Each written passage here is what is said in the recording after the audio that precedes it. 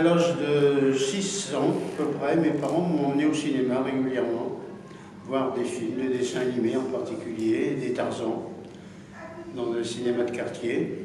La raison de ça, c'est que mon père fournissait en charbon le cinéma. Au lycée, vers l'âge de 14-15 ans, j'ai créé un genre de caméra club, petit ciné-club. Et c'est mes parents qui ont décidé de m'acheter une caméra, mais ils n'avaient pas les moyens financiers. Et c'est moi qui ai fourni les finances en vendant des buvards aux élèves de lycée. Et on a récupéré l'argent suffisant pour s'acheter une caméra qu'on n'a pas trouvée à Angers, puisque j'ai habité à Angers, qu'on a acheté par correspondance dans le nord de la France à un seul photographe qui avait des caméras disponibles, caméra 9.5, avec lequel j'ai commencé à filmer. J'ai fait un film au lycée. Et au lycée, on projetait régulièrement des films de cinémathèque, la jeudi après-midi, et on savait que les films provenaient d'une cinémathèque voisine du lycée, et j'allais faire les poubelles de cette cinémathèque pour récupérer de la pellicule, pour m'amuser à faire mes propres films, en dessinant sur la pellicule, puisque j'ai pourquoi pas faire soi-même. Et j'ai commencé à gratter sur la pellicule sans savoir qu'un jour, il y avait un Canadien qui allait faire la même chose. J'ai fait ça avant lui. Bref, j'avais pas de projecteur. Je projetais au lycée, bien entendu. Et mon père m'a acheté un jour un projecteur à manivelle sur lequel je projetais mes films. Et puis un beau jour, j'ai dit, il faudrait faire, avec une caméra, faire du dessin animé. Alors j'ai commencé à faire des dessins animés sur du papier calque. Et pour les projeter, il fallait mettre sur de la pellicule. Mais avec la caméra, je ne savais pas m'en servir. Alors avant, j'essayais ça avec une boîte, comme faire des diapos, pour montrer sur l'écran, une boîte de camembert, de bananière, une loupe, une lampe électrique, et je projetais mes images pour voir comment ça fonctionnait. Et le jour où j'ai pu filmer avec la caméra, alors là, c'est devenu génial. Il a fallu que je fasse continuer mes études, donc aux Beaux-Arts en particulier. Là, j'ai quand même compris ce que c'était que le cinéma et l'animation image par image. Et il a fallu que je fasse des stages de formation pour être professeur, où là, j'ai pris contact vraiment avec la technique, et j'ai eu envie d'en faire véritablement des bonnes réalisations.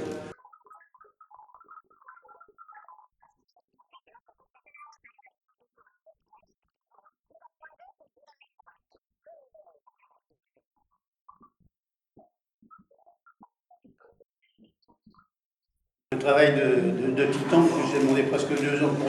Je dis 2 ou 3 ans, on ne peut pas le dire que je ne travaille pas tous les jours dessus, mais entre la conception et la première projection, il s'est bien passé 3 années. Parce qu'il y a plus de 2000 dessins sur cellulo, à la gouache, tracé à la langue de Chine, plus la gouache, plus la prise de vue, le découpage qui était assez complexe, puisqu'il fallait trouver des astuces pour économiser le temps de travail, puisque c'est toujours les mêmes pieds, les mêmes bras qui sont sur l'écran, alors qu'on voit moins 10 fois. C'est lorsque j'ai été enseignant de lycée d'abord, de lycée de centre d'apprentissage, qui a été mon premier poste, où j'ai commencé à initier mes élèves au cinéma, parce que j'avais en stage de formation à l'école normale appris à ce que c'était que la technique cinématographique et qu'on pouvait éventuellement en faire avec ses propres élèves. Et dans les années 70, vraiment, j'en ai fait beaucoup. Le premier dessin animé que j'ai fait avec les élèves, c'était sur une rédaction qu'avaient fait les élèves en classe de français. Donc il y avait une collaboration interdisciplinaire. Et puis le travail en classe de dessin des dessins, et ensuite un travail personnel de prise de vue, puisque les élèves, on ne peut pas leur faire faire de la prise de vue, sauf pour les rois fainéants, une chanson filmée en découpage également, où là les élèves ont participé au tournage.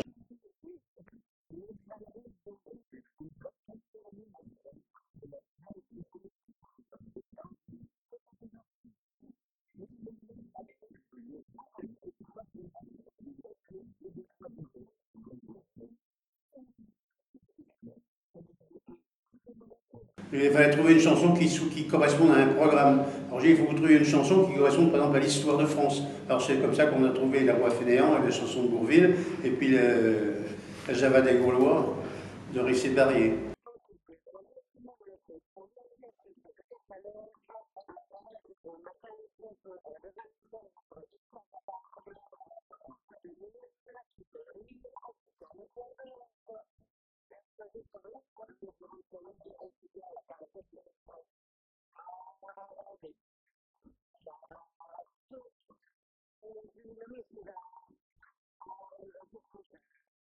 Le premier body story, puisque j'en ai fait deux, le premier body story est une aventure qui m'est arrivée en allant à Angers, puisque j'allais toutes les semaines à Angers faire mes cours.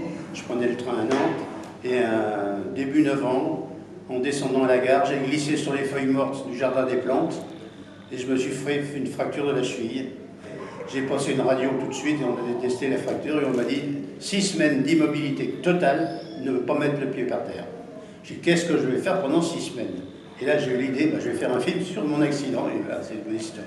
Stupid accident on the slippery pavement. Visit to the doctor. X-rays. They find there's a fracture. Styloid process of the fifth metatarsal torn away. No work for 42 days. Dans les années 50-60, il y a eu, je crois que c'est le CNC, le Centre national de cinéma, qui organisait régulièrement des expositions itinérantes. Et pendant 2-3 ans, ils ont fait une exposition itinérante sur le cinéma d'animation. Et cette exposition est venue un jour à Nantes. Et un jour dans la presse, j'ai vu, ça m'intéressait pas spécialement, mais ça m'intéressait quand même un petit peu d'aller voir. Donc j'ai été voir l'exposition et j'ai vu une affiche où on nous annonçait que la présence de Norman McLaren sur la terrasse de Le Corbusier, donc à Rosé, il allait faire une présentation de son œuvre.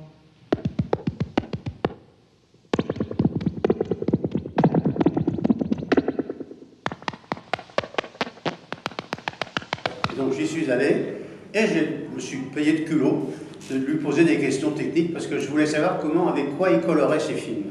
Parce que moi je les colorais avec des vernis colorés pour ampoules électriques. Parce que mon père vendait ce genre de matériel pour les droguistes et les sociétés, les verriers. Et il m'a donné l'adresse, le nom de son produit, etc. Et j'ai gardé d'ailleurs la petite enveloppe sur laquelle il m'avait marqué la référence. Il a fallu attendre l'arrivée du matériel professionnel que j'ai expérimenté dans le film Le Voyage que vous avez là, où il fallait un magnétophone spécial, une caméra spéciale et une synchronisation entre les deux. Il fallait surtout avoir après le matériel de montage double bande. Donc on n'avait pas, donc il fallait soit le fabriquer soi-même, ce qu'on a fait aux caméras Club maintenant, ou soit en location. Moi j'ai eu la chance de pouvoir disposer aux Beaux-Arts à Angers du matériel, donc ou soit j'amenais la table chez moi, ou je montais à l'école. Hein. Mais c'était le plus difficile. La qualité du son, il fallait avoir un bon magnétophone, la qualité d'un bon micro et le matériel qui suivait.